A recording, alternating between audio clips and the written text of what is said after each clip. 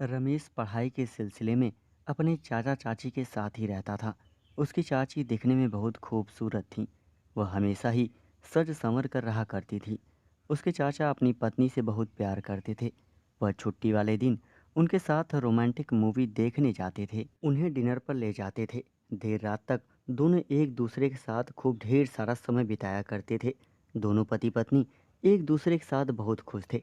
यह चाचा के प्यार का ही असर था कि चाची हमेशा खिली खिली सी रहती थी। एक दिन उनके चाचा बाइक से कहीं जा रहे थे। रास्ते में उनका एक्सीडेंट हो गया। रमेश के चाचा के कमर में बहुत तेज चोट लग गई। धीरे धीरे वह ठीक तो हो गए, लेकिन उनकी कमर में दर्द रहने लगा। उसके बाद रमेश की चाची हमेशा चिड़चिड़ी सी रहने लगी। वह ना तो किसी से अच्छे से बात करती थी और ना ही अच्छा खाना बनाती थी। चाचा जी उनसे कटे कटे थे रहते थे। चाची देर रात तक बाथरूम में बैठकर रोती रहती थी, क्योंकि जब वह बाथरूम से बाहर निकलती तो रमेश देखता था कि चाची की आंखें लाल हैं। रमेश के कुछ समझ में नहीं आता था कि आजकल चाची का व्यवहार इतना बदला सा क्यों है। एक दिन रमेश के कॉलेज की छुट्टी जल्दी हो गई थी। वह दोपहर में घर आया तो उसने जैसे ही घर के अंदर कदम रखा तो उसे अपनी चाची की कमरे से जोर जोर से आवाज़ आती सुनाई दी। उस अजीब सी आवाज़ को सुनकर रमेश चौंक गया। उसने कमरे में जाकर देखा तो उसके होश ही उड़ गए, क्योंकि बिस्तर पर उसकी चाची के साथ कोई पराया मर्द था। रमेश की चाची की नज़र भी रमेश पर पड़ गई। वह पराया मर्द वहाँ से उठकर भाग गया।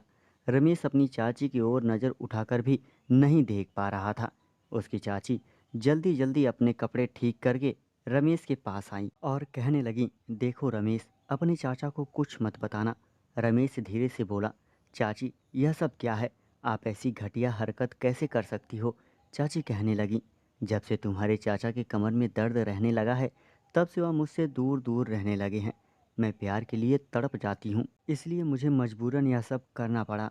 रमेश का मन घृणा से भर उठा और सोचने लगा, यह कैसा प्यार है जो जीवन साथी की तकलीफ को नज़रअंदाज करके बस अपने सुख के बारे में सोच रहा है।